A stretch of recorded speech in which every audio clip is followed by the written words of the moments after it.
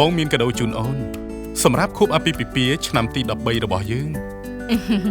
អរគុណណាស់បងកដោនោះគឺបងនឹងនាំអូនទៅពិនិត្យសុខភាពនៅថ្ងៃស្អែកពិនិត្យសុខភាពអូនមិនដែលឈឺអីផងនឹងយើងមិនអាចដឹងបានទេថាឈឺឬមិនឈឺ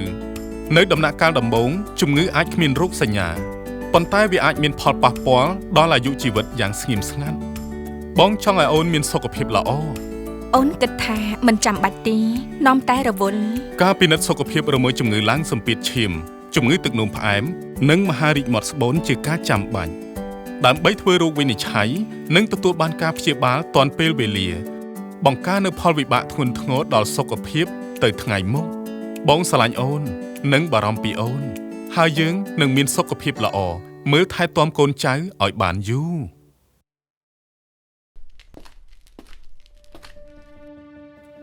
បងស្រីមានកម្រិតជាតិស្ករនៅក្នុងឈាមខ្ពស់ដែលប្រឈមនឹងជំងឺទឹកនោមផ្អែមសំណាងហើយដែលបងបានមកពិនិត្យទាន់ពេលហា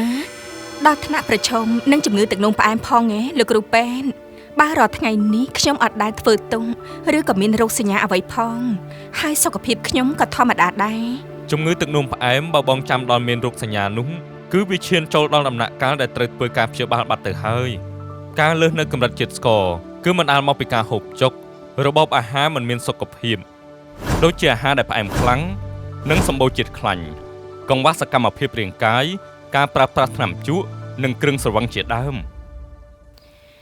តើខ្ញុំគួរធ្វើម៉េចខ្លះទៅលោកគ្រូបងត្រូវកាត់បន្ថយការទទួលទានអាហារផ្អែមភេសជ្ជៈផ្អែមអាហារមានជាតិម្សៅទទួលទានបន្លែឲ្យបានច្រើននិងផ្លែឈើស្រស់ហាត់ប្រាណ30នាទីក្នុងមួយថ្ងៃនិងជៀសវាងពីថ្នាំជក់គ្រឿងស្រវឹង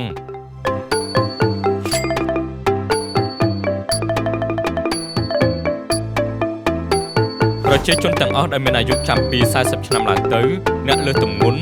ឬអ្នកដែលមានគ្រួសារមានប្រវត្តិកើតជំងឺទឹកនោមផ្អែមសូមទៅពិនិត្យរកកម្រិតជាតិស្ករនៅក្នុងឈាមនៅមណ្ឌលសុខភាព